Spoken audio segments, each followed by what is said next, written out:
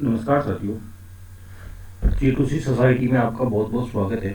आज की इस वीडियो में देखेंगे अपन कि आरपीएससी जो है राजस्थान लोक सेवा आयोग जो है उसके द्वारा आयोजित द्वितीय श्रेणी शिक्षक भर्ती परीक्षा 2011 में जनरल नॉलेज और साइकोलॉजी का पेपर जो है उसमें कौन से प्रश्न पूछे गए थे उसके बारे में बात करेंगे। उससे पहले यदि आपने चैनल को सब्सक्राइब नहीं किया है तो प्रॉपर उसको जो है सब्सक्राइब करें और ज़्यादा से ज़्यादा अपने मित्रों के साथ इसको शेयर करें। उस समय जो है इसको जीके एंड जीएस नाम से जाना जाता था, general knowledge and general science.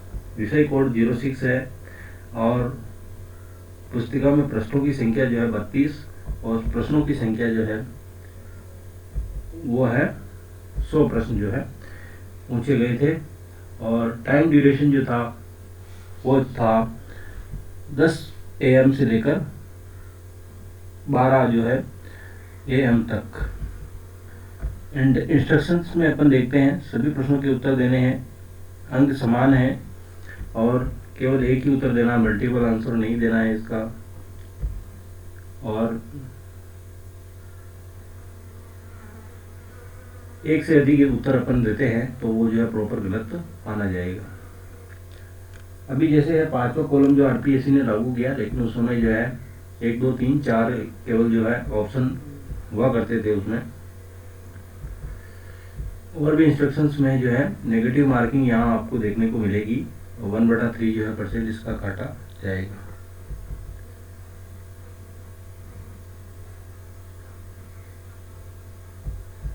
Series वगैरह ऐसा कुछ इंस्ट्रक्शन जो है आप पूरे पढ़ लें, इसमें आपको देखने को मिल जाएंगे। मोबाइल फोन इलेक्ट्रॉनिक यंत्र परीक्षा हॉल में पूर्णतः वर्जित है। यदि किसी अभ्यर्थी के पास वर्जित सामग्री और इसका विरुद्ध नियमानुसार कार्यवाही की जाएगी। ये सारा कुछ यहाँ पे दे रखा है और अपन जो है रुक करते हैं पहले प्रश्न की ओर कि क्या कुछ पहला प्रश्न था और उसमें क्या कुछ पूछा गया था।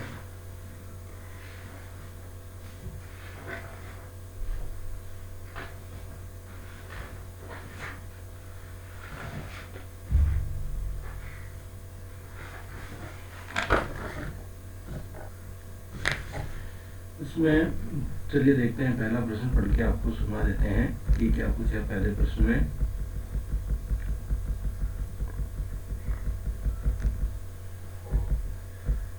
पहला प्रश्न है, राजस्थान में स्वतंत्रता संघर्ष के दौरान 1921 और 22 में भील आंदोलन का नेतृत्व जो है किसने किया। इसमें ऑप्शन आप देख लीजिए, मोतीलाल तेजावत है, जमनालाल बजाज है, शोभाराम है, विजय सिंह पथिक है। 21-22 की पूछ रहा है ये, तो इसमें जो है 21-22 में नेतृत्व जो है वो मोतीलाल जी तेजावत ने जो है किया था। इसका जो है पहला आंसर जो है वो सही हो जाएगा। दूसरा प्रश्न की ओर रुख करते हैं, देखते हैं क्या कुछ है इसमें। बिजलिया किसान आंदोलन जो है भीलवाड़ा जिले में, राजस्थान की भीलवाड़ा जिले से संबंध रखते हैं। ये बिजलिया किसान आंदोलन का संबंध राजस्थान की भीलवाड़ा जिले से है। इसमें जो 1913 जो है और इसमें नेतृत्व किसने किया। 1917 में जो है नेतृत्वकर्ता अलग होते हैं और 1913 में अलग होते हैं। तो यहाँ पे 1913 के बारे में पूछ रखा है प्रॉपर, तो यहाँ पर जो है साधु सीताराम दास ने जो इसका नेतृत्व किया 1913 में। पहला प्रश्न सही हो जाएगा। बिजलिया किसान आंदोलन का नेतृत्व 1913 में जो है साधु सीताराम दास ने किया। नेक्स्ट प्रश्न है, कुमारपाल प्रबंध में उल्लेख है कि चित्तौड़ के किले का निर्माण एक मौर्य राजा ने करवाया था। उस राजा का क्या नाम है। ऑप्शन नंबर 1 हो गया चित्रांगद, ऑप्शन 2 चित्रांग, ऑप्शन 3 है चित्रगुप्त, ऑप्शन 4 है दशरथ। तो तीसरे का आंसर सीधा सा हो गया है, चित्रांगद मौर्य नाम का एक राजा हुआ करता था। तो इसी चित्रांगद मौर्य ने चित्तौड़ के किले का निर्माण जो है करवाया। इसका उल्लेख जो है कुमारपाल प्रबंध में हमें देखने को मिलता है। नेक्स्ट प्रश्न आता है आपका क्वेश्चन नंबर 4, कान्हड़देव था, मतलब कान्हड़देव जो है वो कौन थे? कान्हड़देव जो है ऑप्शन 1 में है नागौर का शासक, ऑप्शन 2 जालौर शासक, तीसरा है एक कवि, चौथा है चौहानों का एक सामंत। कान्हड़देव अपन सभी जानते हैं कि जालौर के एक शासक हुए हैं जिसका नाम है कान्हड़देव, और इन्होंने एक जो ग्रंथ लिखा कान्हड़देव प्रबंध। तो चौथे का आंसर हो गया जालौर का शासक दूसरा। क्वेश्चन नंबर 5 की तरफ रुख करते हैं।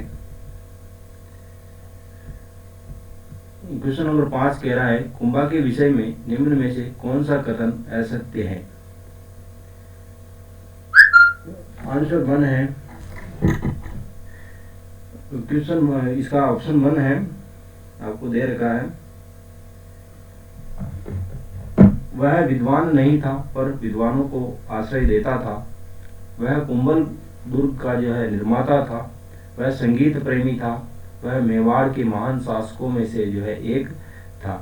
तो हमें बताना है कि कौन सा इसमें असत्य है।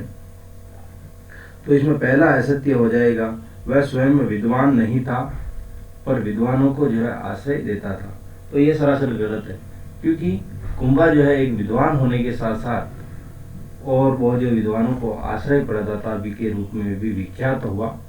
तो कुंभा जो है संगीत प्रेमी भी था और मेवाड़ के महान शासकों में से उनका नाम एक है, और कुंभलगढ़ जो दुर्ग है वो उसका एक निर्माता भी था। तो पहला जो है वो गलत हो जाएगा। और क्वेश्चन नंबर 6 की तरफ रुख करते हैं, देखते हैं क्या कुछ है इसमें। राजस्थान सेवा संघ ने राजनीतिक जागरण फैलाने हेतु अजमेर में जिस साप्ताहिक पत्र का प्रकाशन किया वह था, उसका नाम क्या था? राजस्थान सेवा संघ जो है इसके द्वारा राजनीतिक जागरण फैलाने हेतु अजमेर में किस साप्ताहिक पत्र का प्रकाशन किया, उसका नाम जो है क्या है? तो उसका नाम है नवीन राजस्थान। नवीन राजस्थान के माध्यम से अजमेर में जो है नव जागरण का प्रयास किया। क्वेश्चन नंबर 7 है, राजस्थान मानवाधिकार आयोग के अध्यक्ष कौन है? तो यह है जो आपके अभी काम का नहीं है, तो सिंपली अपने इसको छोड़ देते हैं, क्योंकि जो है वो जो उस समय का करंट का क्वेश्चन था तो अपने काम का नहीं है। क्वेश्चन नंबर 8 है, राजस्थान की मुख्य सूचना आयुक्त कौन है? तो यह भी जो है उस समय का करंट का प्रश्न था 2011 के समय। नेक्स्ट प्रश्न 9 आता है अपने सामने, राजस्थान में पंचायती राज व्यवस्था जो है कब लागू की गई? तो राजस्थान में पंचायती राज व्यवस्था में ऑप्शन अपने को दे रखे हैं 1967, 1959, 1971, 1963। तो राजस्थान में पंचायती राज व्यवस्था जो है 1959 में लागू की गई थी। भारतीय संविधान के किस अनुच्छेद के अंतर्गत पंचायती राज संस्थाओं को संवैधानिक मान्यता प्रदान की गई? तो इसमें ऑप्शन में दे रखा है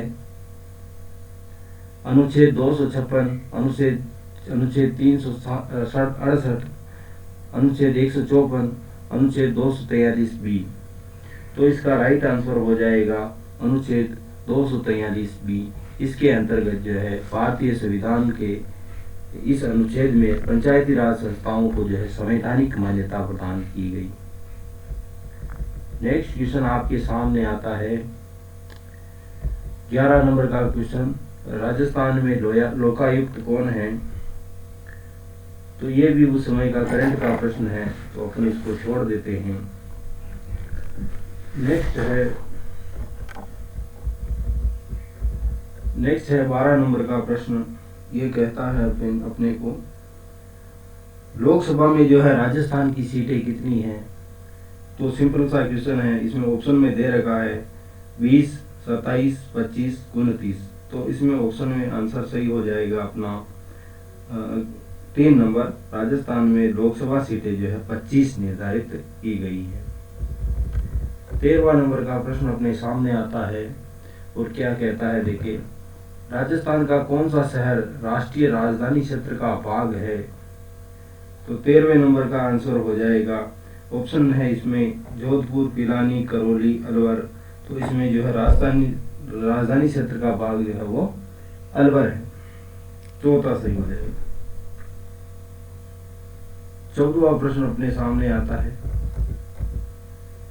राजस्थान में ताराबाद की ओढ़नी किस वर्ग की महिलाओं में प्रचलित है? ऑप्शन नंबर 1 आदिवासी, दलित, राजपूत, जाट। ताराबाद की ओढ़नी जो है आदिवासी महिलाओं द्वारा ओढ़ी जाती है। पहला ऑप्शन जो इसमें सही हो जाएगा। क्वेश्चन नंबर 15 की तरफ रुख करते हैं, क्या कुछ कह रहा है। 15 कह रहा है, भारत अमेरिकी सिविल न्यूक्लियर विधेयक भारतीय संसद द्वारा कब पारित किया गया? तो जो है ये भी करंट का क्वेश्चन था, तो इसको भी अपन छोड़ देते हैं। नेक्स्ट प्रश्न है, भारतीय विदेशी निर्माण में जवाहरलाल नेहरू का महत्वपूर्ण योगदान क्या था? तो उसमें प्रश्न नंबर 16 में ऑप्शन दे रखे हैं, शीत युद्ध समाप्ति हेतु प्रयास, महाशक्तियों में मित्रता का प्रयास, असंलग्नता अथवा गुटनिरपेक्ष विदेशी नीति का अवलंबन करना। नेक्स्ट है, श्रीलंका की समस्याओं का समाधान हेतु प्रयास करना। 16वें नंबर का आंसर हो जाएगा 3 नंबर, असंलग्नता तथा गुटनिरपेक्ष जो है विदेशी नीति जो है उसका अवलंबन करके इस नीति का प्रतिपादन जवाहरलाल जी नेहरू द्वारा किया गया। किस भारतीय अधिनियम के अंतर्गत भारत में द्वैत शासन की स्थापना की गई? क्वेश्चन नंबर जो है 17 का आंसर हो जाएगा, भारतीय अधिनियम 1919 के तहत द्वैत शासन की स्थापना की गई। भारतीय अधिनियम 1935 दास्ता का एक बंधन पत्र था। ये जो किसके द्वारा कहा गया, इस कोटेशन को कहने वाले कौन थे? तो इसमें क्वेश्चन नंबर 18 में दे रखा है अपने को, ऑप्शन 1 राजगोपालाचारी, मोहम्मद अली जिन्ना, जवाहरलाल नेहरू, सरदार वल्लभ भाई पटेल। तो इसमें सिंपली कौन सा सही हो जाएगा? इसमें सही हो जाएगा तीसरा, जवाहरलाल नेहरू। दास्ता का बंधन पत्र भारतीय अधिनियम जो है 1935 को कहने वाले जवाहरलाल जी नेहरू थे। तीसरा जो है ऑप्शन सही हो जाएगा। महात्मा गांधी द्वारा भारत छोड़ो आंदोलन कब जो है प्रारंभ किया गया? सिंपल सा क्वेश्चन है, इसका आंसर हो जाएगा सिंपली इसका आंसर है 1942 में। 20वां है, भारतीय संविधान प्रारूप समिति के अध्यक्ष थे। तो भारतीय संविधान प्रारूप समिति के अध्यक्ष थे, तो इसमें जो है भीमराव जी अम्बेडकर है। ये प्रारूप समिति जो है फॉर्मेट कमेटी जो बनी उसके जो है अध्यक्ष थे। 21वां क्वेश्चन है, भारतीय संविधान के किस अनुच्छेद के अंतर्गत छुआछूत अपराध जो है उसको घोषित किया गया है? तो इसमें सही हो जाएगा अनुच्छेद 17 नंबर का है, इसमें जो है इसको अपराध घोषित किया गया है छुआछूत को। तो ऑप्शन 19, 22 और अनुच्छेद 32 गलत हो गए, 17 जो अनुच्छेद सही होगा। भारतीय संविधान की उद्देशिका में जो है संशोधन कब किया गया, या कब नहीं होकर के इसमें है किसके द्वारा किया गया? तो वो अपने सिंपली लिखना है, भारतीय संविधान की उद्देशिका जो है उसमें संशोधन कब किया, किसके द्वारा जो है वो किया गया? तो इसमें सिंपली है 42वें संविधान संशोधन के द्वारा भारतीय संविधान की उद्देशिका में संशोधन किया गया।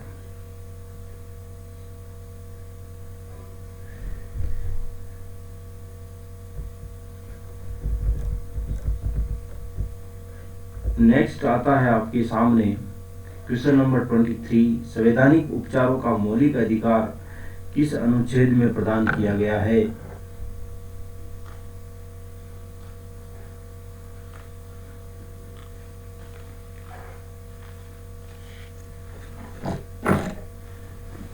तो इसमें सही हो जाएगा ऑप्शन नंबर 4, 32। अनुच्छेद 32 के अंतर्गत जो है संवैधानिक उपचारों का मौलिक अधिकार जो है अपने को प्रदान करता है ये अनुच्छेद 32। नेक्स्ट है आपके सामने, संविधान में मौलिक कर्तव्य किस अनुच्छेद में दिए गए हैं? तो संविधान में मौलिक कर्तव्य जो है अनुच्छेद 51A में जो है ये दिए गए हैं।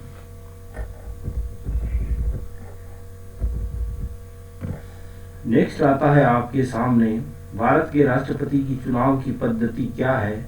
मतलब किस सिस्टम से जो है राष्ट्रपति का चुनाव किया जाता है? तो सिंपली वो है एक व्यक्ति एक मत द्वारा, ऑप्शन नंबर 2, जनता द्वारा प्रत्यक्ष निर्वाचन होता है, लिस्ट सिस्टम, आनुपातिक प्रतिनिधित्व पद्धति के अनुसार एकल संक्रमणीय मत जो है उसके द्वारा। तो ऑप्शन नंबर 4 इसमें सही हो जाएगा।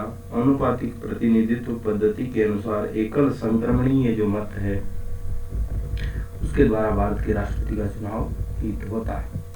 क्वेश्चन नंबर 26 क्या कहता है?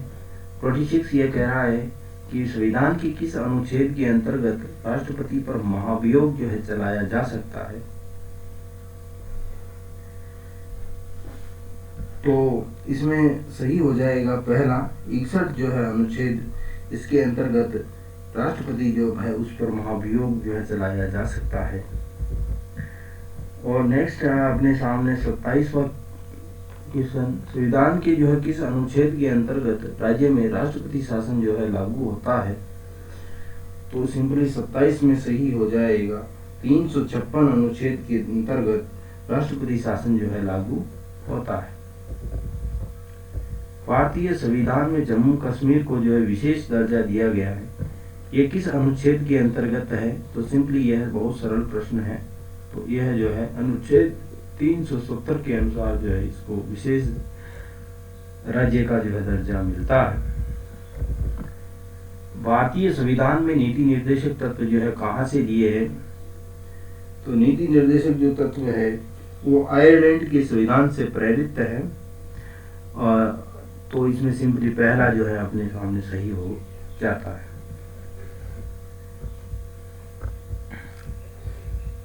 नेक्स्ट है, भारतीय संविधान के किस अनुच्छेद के अंतर्गत संशोधन किया जा सकता है? किस अनुच्छेद के अंतर्गत जो है संशोधन किया जाता है? तो सिंपली वो है 368। संविधान के अनुच्छेद 368 जो है इसके अंतर्गत जो है संशोधन किया जा सकता है संविधान में। 31 है जो है क्वेश्चन क्या कह रहा है? 31 अगस्त 2011 को किन दो भारतीयों को मैग्सेसे अवार्ड से सम्मानित किया गया? ये तत्कालीन करंट का प्रश्न है, इसे अपन छोड़ देते हैं। केंद्रीय खेल मंत्री कौन है? इसको भी अपन छोड़ देते हैं। नेक्स्ट जो है, सुप्रीम कोर्ट के निर्देशानुसार जयपुर के वर्ल्ड क्लास सिटी बनाने हेतु एम्पायर कमेटी के सदस्य हैं। ये भी सिंपली उस समय का करंट का प्रश्न है, छोड़ देते हैं। नेक्स्ट अपन कंटिन्यू चलते हैं 34 क्वेश्चन की ओर। विश्व एथलेटिक्स चैंपियनशिप 2011 में केरा की जो है 20 किलोमीटर पैदल चाल स्पर्धा में तीसरी बार स्वर्ण पदक किसने जीता? ये भी तात्कालीन करंट का प्रश्न है, अपन छोड़ देते हैं। 35 क्वेश्चन है, भारतीय जीवन बीमा LIC दिवस जो है कब मनाया जाता है? तो सिंपली इसका उत्तर हो जाएगा 1 सितंबर को। तो यहाँ पे ये 20 सितंबर नहीं होगा, 24 अक्टूबर नहीं होगा, 5 नवंबर नहीं होगा और 1 सितंबर जो है सही हो जाएगा। मानवाधिकार दिवस हर वर्ष जो है कब मनाया जाता है? तो सिंपली मानवाधिकार दिवस जो है 10 दिसंबर को मनाया जाता है। क्वेश्चन नंबर 37 की तरह रुक करेंगे, तो देखते हैं क्या कुछ है इसमें। 37वां प्रश्न जो है उस समय तात्कालीन जो है प्रश्न था करंट का, तो ये नहीं देखते हैं अपन। सिटीजन चार्टर एक्ट जो है दिल्ली में प्रस्तावित है, ये भी तात्कालीन जो है करंट का था। भारतीय टैंक निरोधी मिसाइल को किस नाम से जाना जाता है? तो सिंपली उसको कहते हैं नाग। चौथा ऑप्शन सही हो जाएगा। मैटर्स ऑफ डिस्कशन पुस्तक के लेखक कौन है? तो इसके जो है ये भी तत्कालीन जो है प्रश्न है। क्वेश्चन नंबर 41, 2G स्कैम की जांच हेतु संयुक्त संसदीय समिति के अध्यक्ष जो है कौन थे? ये भी उस समय का तत्कालीन प्रश्न है। वर्तमान में शिक्षा मनोविज्ञान का अध्ययन विषय क्या है? तो यह जो है इसका आंसर होगा चेतना नहीं होगा, मस्तिष्क नहीं होगा, आत्मा नहीं होगा। तो मानव व्यवहारों का अध्ययन क्या है? एक जो है शिक्षा मनोविज्ञान है, ह्यूमन बिहेवियर का अध्ययन करता है। शिक्षा मनोविज्ञान की प्रकृति जो है वैज्ञानिक है, क्योंकि यह जो है विज्ञान का अध्ययन करता है। शिक्षा मनोविज्ञान में केवल सूचनाओं के आधार पर सिद्धांतों का निर्माण किया जाता है। शैक्षिक वातावरण में अधिगम करता कि व्यवहार का वैज्ञानिक विधियों के माध्यम से अध्ययन किया जाता है। इसमें केवल विद्यार्थियों के व्यवहार का जो है अध्ययन किया जाता है। तो सिंपली जो है इसका तीसरा आंसर सही हो जाएगा। शैक्षिक वातावरण में अधिगम करता कि व्यवहार का वैज्ञानिक विधियों के माध्यम से इसका अध्ययन जो है किया जाता है। तो सिंपली इसमें तीसरा जो है सही हो जाएगा।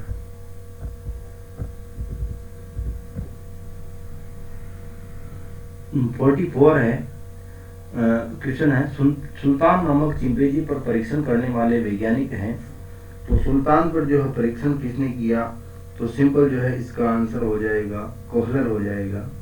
स्किनर नहीं होगा, वुडवर्थ और वाटसन नहीं होंगे। कोहलर ने जो है चिंपैंजी नामक सुल्तान नामक जो एक चिंपैंजी है उस पर परीक्षण किया था।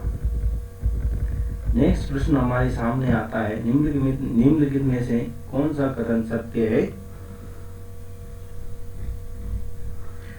तो इसमें पढ़ के देखते हैं।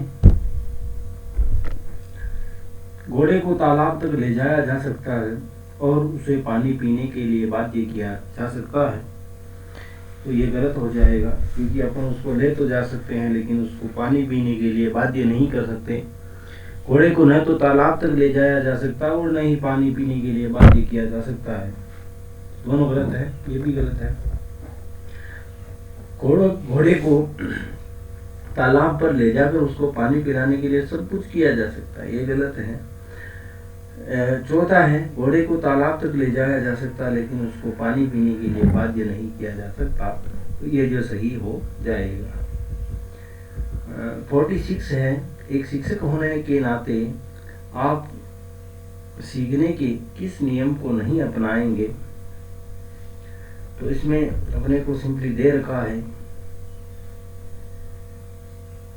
आंशिक क्रिया का नियम, तत्परता, अभ्यास और प्रलोभन का नियम। तो 46 में सिंपली आंसर आ जाएगा प्रलोभन का नियम जो है यह अपन अप्लाई नहीं करेंगे। बाकी अभ्यास का नियम अपन अप्लाई करेंगे और तत्परता का नियम करेंगे, आंशिक क्रिया का नियम भी अपन अप्लाई करेंगे। समग्रता के सिद्धांत के प्रवर्तक हैं। समग्रता का अर्थ आप इसे इंग्लिश में देखेंगे तो आपको सिंपली समझ में आ जाएगा कि क्या कुछ कहना चाह रहा है। तो समग्रता का सिद्धांत जो है उससे संबंधित है वर्दीमर और अन्य। ये जो है गेस्टाल्टवाद के सिद्धांत के प्रवर्तकों में से एक हैं। मैक्स वर्दीमर, कुर्ट कोपका, ये जो है सारे कुछ समग्रता के सिद्धांत से बिलोंग करते हैं। 48 जो है नेक्स्ट क्या कहता है, बालक अपने व्यवहार की सामाजिक स्वीकृति जिस अवस्था में चाहता है वह कौन सी अवस्था है? तो वह अवस्था है बाल्यावस्था नहीं होगी, इसमें शिशुअवस्था और प्रौढ़ावस्था भी नहीं होगी। तो एक किशोरा अवस्था यानी एडोलसेंस जो है उसमें जो है बच्चा सामाजिक स्वीकृति जो है चाहता है, कोई भी कार्य करता है तो उसमें। नेक्स्ट क्वेश्चन आ गया 49 आपके सामने, निम्नलिखित में से कौन सा मेल सही नहीं है? तो इसमें है इंट्रोवर्ट जो होते हैं अंतर्मुखी, अपने आप में रहने वाले होते हैं, प्रक्षेपण जो होते हैं अपनी गलतियों को दूसरे पर, ये जो समायोजन को समायोजन की जो युक्तियां हैं वो यहाँ पे दर्शाई गई हैं। प्रक्षेपण प्रोजेक्शन किसे कहते हैं, तो ये अपनी गलती दूसरों पर डालते हैं। युक्तिकरण है रेशनलाइजेशन जो है, अपना गुस्सा दूसरों पर उतारते उसे युक्तिकरण कहते हैं। प्रतिगमन, अपनी पुरानी यादों में वापस लौट जाते हैं उसको रिग्रेशन कहते हैं, यानी प्रतिगमन कहते हैं। तो अपने को सिंपली यहाँ पूछ रखा है कि कौन सा मेल नहीं खाता है, तो युक्तिकरण जो है रेशनलाइजेशन, अपना गुस्सा दूसरों पे उतारना, तो ये जो है सरासर गलत है। तो नेक्स्ट आता है आपके सामने 50वां प्रश्न। एकांत में विश्वास रखने वाला व्यक्ति क्या कहलाता है, तो उसको सिंपली हम इंट्रोवर्ट कहेंगे, न कि उसे बहिर्मुखी, उभयमुखी और शून्यमुखी कहेंगे। तो अंतर्मुखी व्यक्ति केवल एकांत में विश्वास करता है।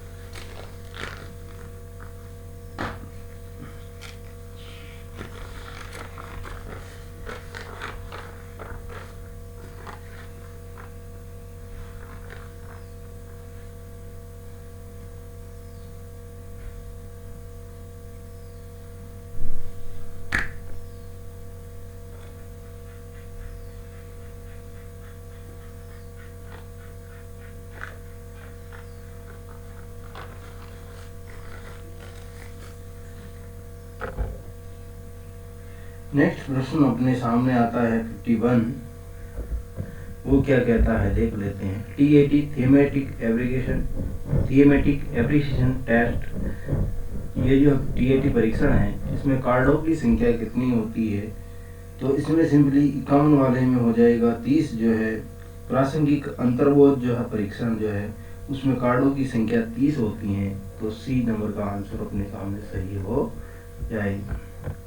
बुद्धि के समूह कारक सिद्धांत जो है इसके प्रणेता या प्रवर्तक कौन है, बुद्धि के समूह कारक सिद्धांत जो है इसकी प्रणेता है थ्रस्टन नाम के जो वैज्ञानिक हुए हैं। इन्होंने बुद्धि के समूह कारक जो है मल्टीपल फैक्टर थ्योरी जो है उसका प्रतिपादन किया, तो इसमें थ्रस्टन जो है सही हो जाएगा। सृजनशील बालकों का विशेष लक्षण क्या होता है, तो समस्याओं के प्रति जो है सजग नहीं होते हैं, गतिशील चिंतन का अभाव होता है इनमें, और तीसरा ऑप्शन है प्रबल जिज्ञासा, और चौथा है समायोजन के प्रति जागरूक नहीं होना। तो सृजनशील बालक जो है इसमें प्रबल जिज्ञासा होती हैं, तो तीसरे नंबर का जो है आंसर इसमें सही हो जाएगा। ये 53 नंबर का जो है प्रश्न था 53, तो इसमें जो सृजनशील बालकों की लक्षण में है प्रबल जिज्ञासा जो इनमें होती है। प्रेरक प्राणी में विद्यमान शारीरिक मनोवैज्ञानिक दशाएं हैं जो उसको निश्चित विधियों के अनुसार कार्य करने के लिए उत्तेजित करती है। प्रेरक मोटिव्स जो होते हैं, इसकी परिभाषा को देने वाले कौन थे? इसमें ऑप्शन में दे रखा है सेफर, नेक्स्ट दे रखा है गेट्स और अन्य, ब्लेयर और अन्य, मार्शल्स। तो इसमें सिंपली सही हो जाएगा गेट्स एंड अदर। गेट्स और अन्य जो है इन्होंने प्रेरक जो है इसमें ये परिभाषा इन्होंने दी थी। मोल प्रवृत्ति का सिद्धांत देने वाले कौन थे? तो मोल प्रवृत्ति का सिद्धांत देने वाले थे मैकडूगल जो है, इन्होंने मूल प्रवृत्तियां बताई और इसी सिद्धांतों का प्रतिपादन इन्होंने दिया। तो ये 55 वाले में सही हो जाएगा आपके मूल प्रवृत्ति के सिद्धांत को देने वाले मैकडूगल थे। नेक्स्ट है 56 नंबर का प्रश्न। वो क्या कहता है? अभिप्रेरणा पर किस कारक का प्रभाव नहीं पड़ता? मोटिवेशन जो है उस पर किसका प्रभाव नहीं पड़ता है? तो वह है आवश्यकता, भौतिक संरचना, वातावरण और जन्मजात। तो 56 में सही है भौतिक संरचना जो है इसका प्रभाव अभिप्रेरणा पर नहीं पड़ता है। व्यक्तिगत विभिन्नताओं को ध्यान में रखते हुए विद्यार्थियों की शिक्षण के लिए प्रायोजना पद्धति जो है इसके निर्माता कौन थे? प्रोजेक्ट मेथड को प्रतिपादित करने वाले कौन थे? ये जो है प्रतिपादित की गई थी, उनका नाम है किलपैट्रिक महोदय जो है, इन्होंने प्रोजेक्ट मेथड को जो है अपनाया। तो इन्होंने जो है प्रोजेक्ट मेथड के माध्यम से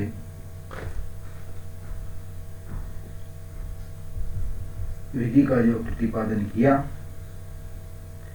अंधे बालकों को शिक्षण देने की पद्धति है। तो अंधे बालकों को शिक्षण देने की पद्धति में नेक्स्ट निकाल देता हूँ मैं। अंधे बालकों को शिक्षण देते हैं तो ये किस में देते हैं अपन? तो पाठ्य सहगामी क्रियाओं द्वारा, श्रव्य सामग्री द्वारा, नेक्स्ट है ब्रेल लिपि, चौथा है टंकण विधि, टाइपिंग। टंकण को क्या कहते हैं इंग्लिश में? टाइपिंग। तो अंधे बालकों को जो है अपन ब्रेल लिपि के माध्यम से उनको शिक्षण देते हैं। सिंपली इसमें जो सही हो जाएगा ब्रेल लिपि। नेक्स्ट है बाल अपराध जो है इसका क्या कारण है? डिलिक्वेंसी जो होती है, डिलिक्वेंसी यानी बाल अपराध। तो इसका कारण क्या है? माता पिता में अनबन और कलह होना, परिवार के सदस्यों का सहानुभूतिपूर्ण व्यवहार, परिवार में आपस में सहमति से कार्य होना, समृद्ध परिवार, प्रोस्परस जो है परिवार होते हैं, तो उसमें जो है तो बाल अपराध के कारणों में मुख्य से एक है माता पिता में यदि अनबन है, उसमें लड़ाई झगड़ा हो रहा है, तो बालक भी किस प्रकार से होंगे? बाल अपराधी यानी डिलिक्वेंट जो है बालक उस परिवार में पोषित होंगे। आत्म प्रत्यय से तात्पर्य व्यक्ति के अपने व्यवहार, योग्यताओं और विशेषताओं का मूल्यांकन व अभिवृत्तियों की समग्रता से है। आत्म प्रत्यय की परिभाषा देने वाले कौन थे? तो इस 60 नंबर के क्वेश्चन में सही होगा साइक्लोपीडिया ऑफ साइकोलॉजी जो है, इनके द्वारा जो है यह परिभाषा आत्म प्रत्यय की दी गई कि इसमें दिया गया है आत्म प्रत्यय से तात्पर्य व्यक्ति के अपने व्यवहार, योग्यताओं, विशेषताओं का मूल्यांकन व अभिवृत्तियों की समग्रता से जो है आत्म प्रत्यय का तात्पर्य है। ये परिभाषा जो है इनसाइक्लोपीडिया ऑफ साइकोलॉजी ने दी थी।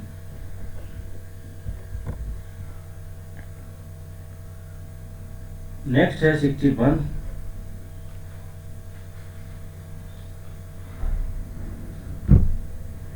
नेक्स्ट है 61 प्रश्न। आदतों के संबंध में निम्न में से कौन सा कथन सही नहीं है? तो आदतें जन्मजात होती है, मूल प्रवृत्तियों की तरह आदतें भी व्यक्ति को अभिप्रेरित करती है। आदत निर्माण का आधार कोई मूल प्रवृत्ति होती है। व्यक्ति में यदि किसी बुरी आदत का निर्माण हो जाता तो वह बुरी आदत आसानी से छूट जाती है। तो यह मेरे हिसाब से सही लग रहा है। चौथा, व्यक्ति में कोई बुरी आदत का निर्माण हो जाता तो वह आदत आसानी जैसे उससे नहीं छूटती। तो ये जो है इसमें सही नहीं है। नेक्स्ट है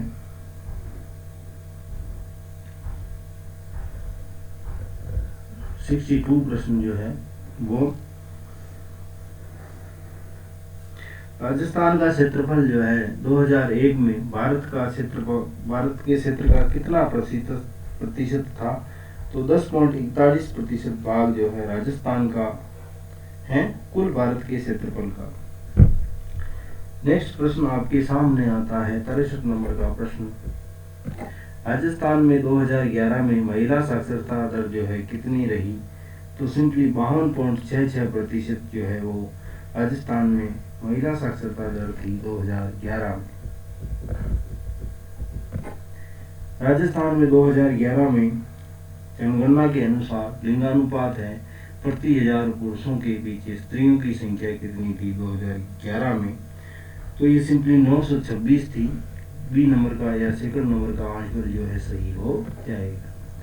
65 नंबर का प्रश्न क्या कहता है? 2011 की जनगणना के अनुसार जनसंख्या की दृष्टि से राजस्थान का स्थान जो है कौन सा है? तो इसमें 8वीं रैंक राजस्थान की है 2011 की जनगणना के अनुसार। कर्नल जेम्स टोड ने निम्नलिखित में से किस युद्ध को मेवाड़ का मैराथन जो है पुकारा है? 66 नंबर का प्रश्न है। दिवेर की युद्ध को कर्नल जेम्स टोड ने मेवाड़ का मैराथन कहा है। और हल्दी घाटी का जो युद्ध है उसको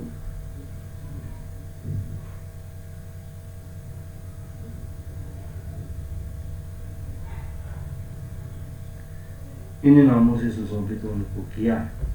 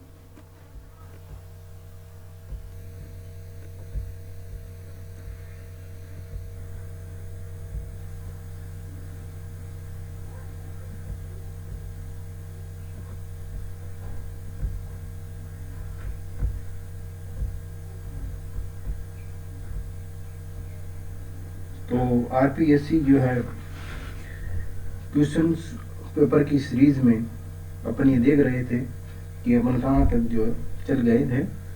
तो अपन जो है 66वें प्रश्न तक बढ़ गए थे और 67वां प्रश्न जो था वो अपने को करना था। मरु विकास कार्यक्रम योजना जो है यह किस सरकार की है? तो केंद्रीय सरकार, राज्य सरकार, गैर सरकारी संगठनों की है, सार्वजनिक निजी भागीदारी है। तो सिंपली इसमें पहला जो है सही हो जाएगा, केंद्रीय सरकार की योजना है। 67वें प्रश्न में जो है मरु विकास कार्यक्रम केंद्रीय सरकार की योजना है। नेक्स्ट है 68वां प्रश्न, 13वें वित्त आयोग के अध्यक्ष कौन थे? तत्कालीन जो है करंट प्रश्न है, छोड़ देते हैं। 69वां प्रश्न क्या कह रहा है, निम्नलिखित में से कौन सा युग्म जो है सही सम्मिलित नहीं है?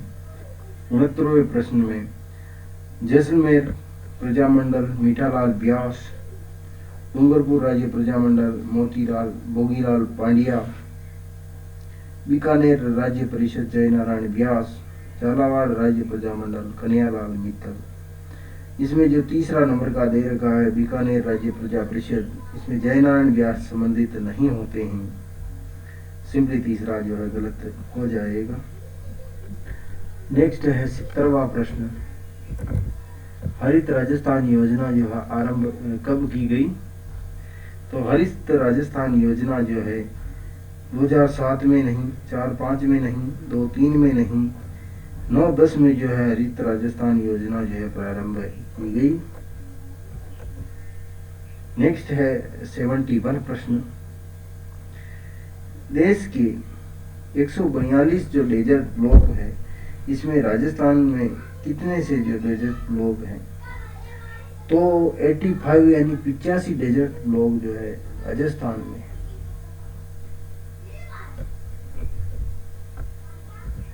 बहत्तरवां प्रश्न क्या कह रहा है, राजस्थान में किस शहर में जो है सीमेंट सर्वाधिक जो है उत्पादित किया जाता है? तो इसमें से सिंपली जो है पहला नंबर का चित्तौड़गढ़ जो है राजस्थान में शीर्ष स्थान पे है, जो सबसे ज़्यादा सीमेंट का उत्पादन करता है। नेक्स्ट है प्राकृतिक गैस पर आधारित शक्ति परियोजना स्थित है। तो यह शक्ति परियोजना भिवाड़ी में नहीं है, उदयपुर और बीकानेर में भी नहीं है, और यह जो है शक्ति परियोजना जो है प्राकृतिक गैस पे आधारित जो है रामगढ़ में स्थित है। नेक्स्ट 74 क्वेश्चन क्या कह रहा है देख लेते हैं। राजस्थान के किस जिले में झरगा पर्वत है? प्रश्न को ध्यान से पढ़े, सिंपल सा प्रश्न है जिनकी अपेक्षा अब 2020 के बाद नहीं की जा सकती, क्योंकि जो वर्तमान परीक्षा पैटर्न जो है वो काफी डिफिकल्ट है। तो राजस्थान के किस जिले में झरगा पर्वत स्थित है? तो झरगा पर्वत जो है सिरोही में नहीं है, उदयपुर में है, अलवर और जयपुर में यह नहीं है। तो सिंपली जो है झरगा पर्वत उदयपुर में स्थित है। 75 प्रश्न क्या कह रहा है, विश्व का सबसे ऊंचा जलप्रपात है? तो मैनाल जलप्रपात, एंजिल जलप्रपात, जोग जलप्रपात, नियाग्रा जलप्रपात। दूसरे नंबर का एंजिल जलप्रपात जो है विश्व का सबसे ऊंचा जलप्रपात है। नेक्स्ट है 76वां प्रश्न, निम्न में से राजस्थान के क्रिकेट बोर्ड के अध्यक्ष हैं, तत्कालीन जो है ये 2011 का करंट का है पर छोड़ देते हैं। नेक्स्ट है राजस्थान में परमाणु केंद्र कहाँ स्थित है?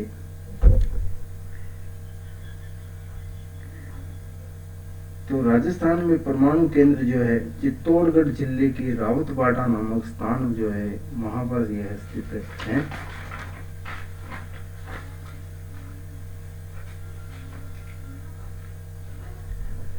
नेक्स्ट प्रश्न आपके सामने है 78।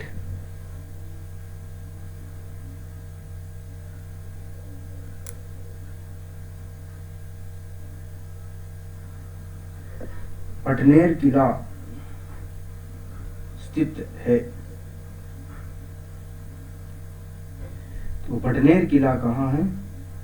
कोटा, धौलपुर, पाली, हनुमानगढ़। पटनेर किला जो है वो हनुमानगढ़ में, राजस्थान के हनुमानगढ़ जिले में स्थित है। नेक्स्ट है, राजस्थान में प्रदूषण जो है किसके द्वारा नियंत्रित किया जाता है? तो सिंपली जो है यह है पंचायतों द्वारा, नगर निगम, नगर पालिका द्वारा। तो सिंपली इसका आंसर सही होगा, राजस्थान प्रदूषण नियंत्रण बोर्ड द्वारा इसका नियंत्रण किया जाता है। 80 नंबर प्रश्न क्या कह रहा है? राजस्थान के किस जिले में पलाया झील है?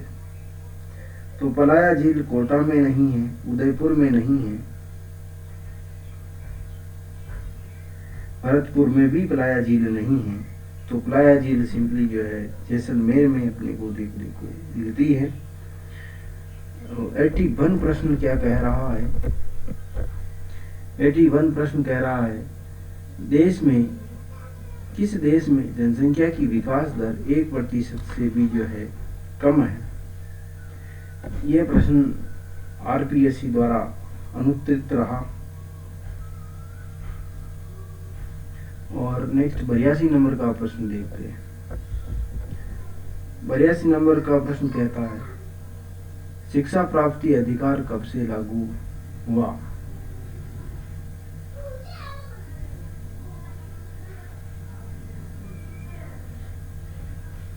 तो ये अप्रैल 2010 को लागू नहीं है।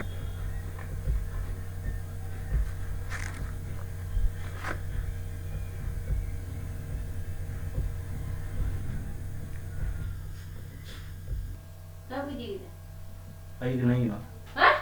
हाँ नहीं तो वो हम लग दी जा देगी।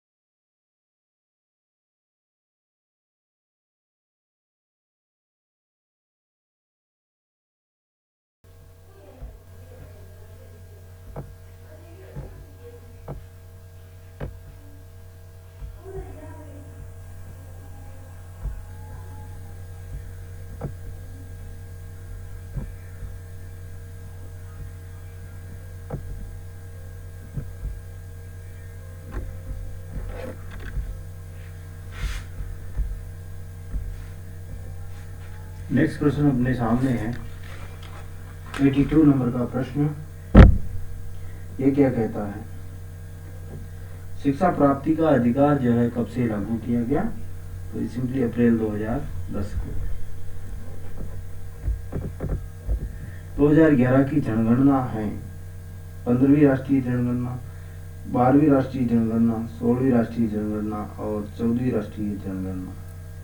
2011 की जनगणना जो है यह 15वीं राष्ट्रीय जनगणना है। जलवायु परिवर्तन पर कोपेनहेगन सम्मेलन हुआ था। 84 नंबर का प्रश्न क्या कह रहा है? जलवायु परिवर्तन पर कोपेनहेगन सम्मेलन का आयोजन कब हुआ? तो इसका आयोजन हुआ 84 में दे रखा है 2009 में, तो तीसरे नंबर का आंसर सही है। विश्व पर्यावरण दिवस प्रतिवर्ष कब मनाया जाता है? तो विश्व पर्यावरण दिवस जो है 5 जून को मनाया जाता है। 5 जून को विश्व पर्यावरण दिवस मनाया जाता है। 86 नंबर का प्रश्न क्या कहता है? राजस्थान की पहली जातीय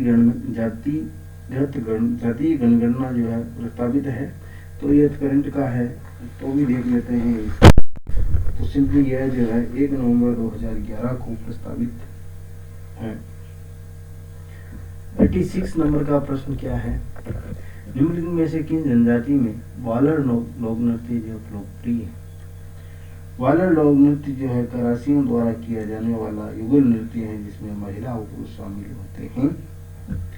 88 प्रश्न जो है क्या है? माउंट आबू राजस्थान में देलवाड़ा मंदिर प्रसिद्ध है। कौन सी स्थापत्य कला हेतु प्रसिद्ध है?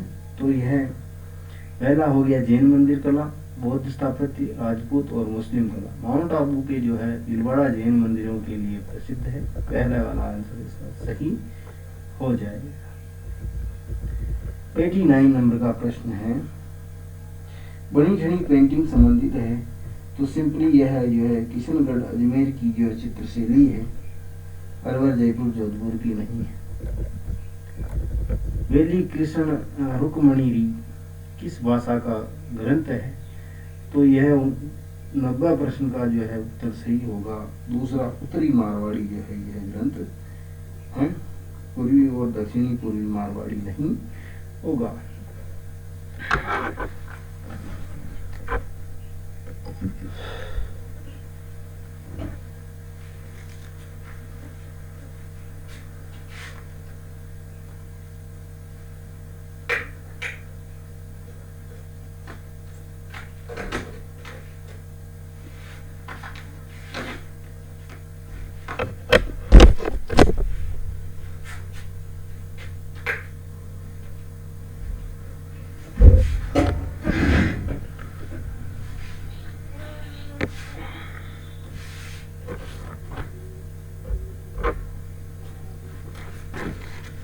नेक्स्ट प्रश्न है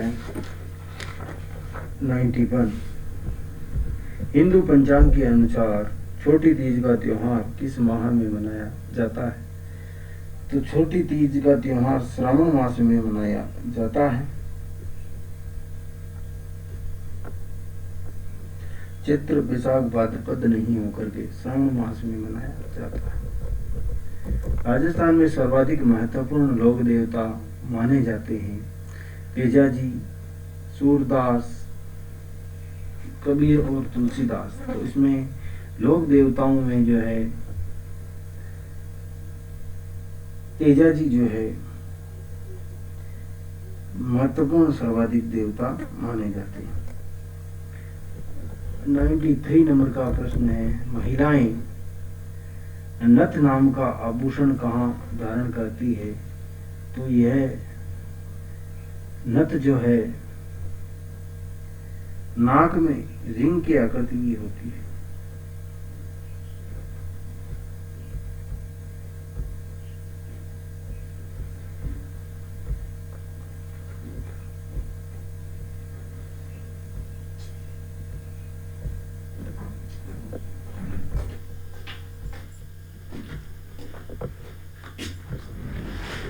लाइट आगवाई ना आते भाई बोकड़ा बस है, कोई रिकॉर्डिंग चलती है और बस आते बावड़ा में भाड़ दे बावड़ा में मैंने तो तेरी लागे नहीं कौन 1 घंटा हो गया पढ़ा खबर लायो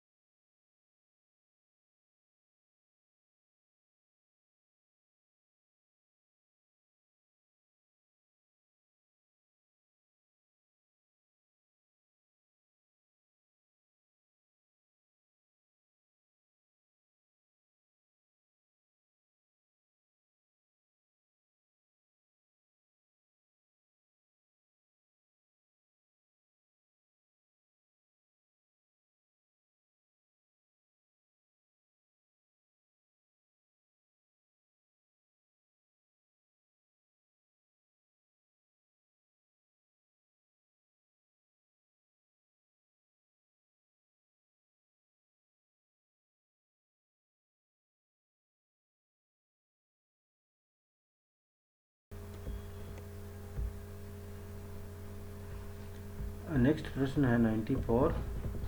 चित्तौड़गढ़ स्थित विजय स्तंभ जो कीर्ति स्तंभ के निर्माता है, तो इसमें सही होगा राणा कुंभा द्वारा।